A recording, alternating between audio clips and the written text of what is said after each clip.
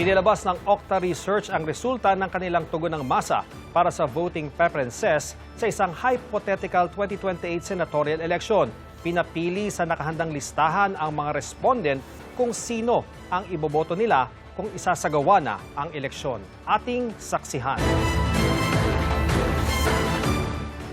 Nanguna sa isinagawang survey ng Okta Research, si Senador Robin Padilla. Sinundan ni na Senador Raffy Tulfo at Senador Alan Peter Cayetano, dating Senadora Grace Poe, Pasig City Mayor Vico Soto, Senadora Loren Legarda, dating Senador Manny Pacquiao, Congressman Paulo Pulong Duterte, broadcaster na si Ben Tulfo, dating Makati City Mayor Abby Binay, Senador Jinggoy Estrada, Tourism Infrastructure and Enterprise Zone Authority Chief Operating Officer Mark Lapid, Senador Cheese Escudero, dating Senador Coco Pimentel, Senador Mark Villar at DepEd Secretary Sonny Angara. Kabilang din sa senatorial preferences ang ilang artista, politiko at kasalukuyang opisyal ng gobyerno.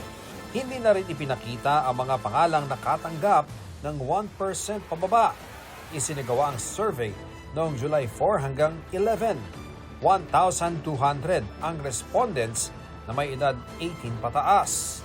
Mayroong plus-minus 3% na margin of error ang survey at confidence level na 95%.